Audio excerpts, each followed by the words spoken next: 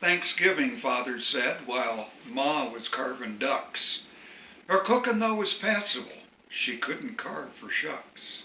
Again, he said he noticed when a chicken came on deck, while all the rest got breast, he always got the neck. Henceforth he'd wield the knife himself, and now I'll go to work. Events I'll trace tell what took place when Father carved the turk. Well, Christmas mighty soon rolled round, and me and Dick and Sue had fixed a little game on Pa. Ma was in it too. We had a gobbler on the farm, I'd heard Dad oft remark. He'd pledge his word that very bird came off of Noah's Ark.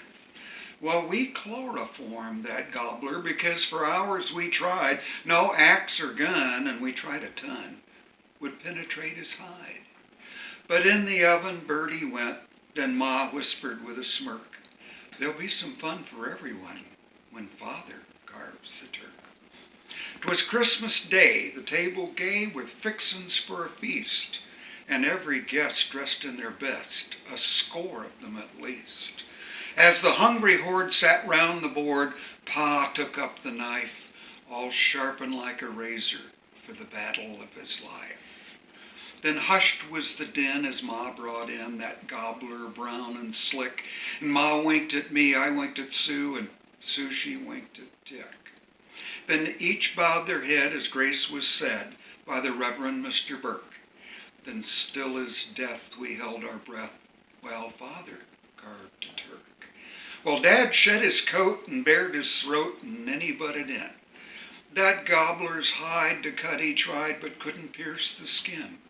Its neck he jabbed, its breast he stabbed, he gave it such a slap, it went right swish clean off the dish and flopped in Sal Smith's lap.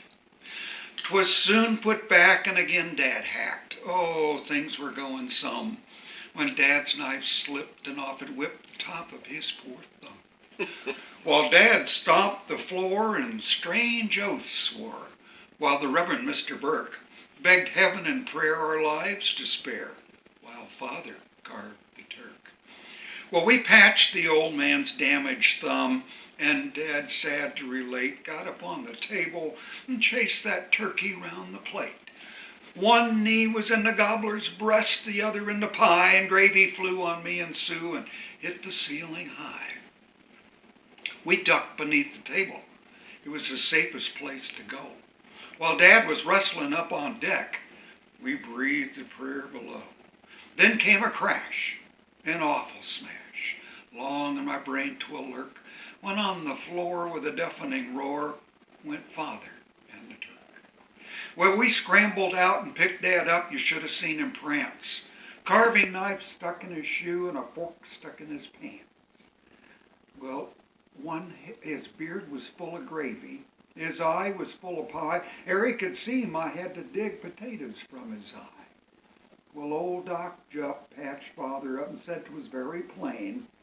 He'd turkey-itis of the pants and gravy on the brain. Well, another gobbler had been cooked, and each one went to work. We ate, you bet.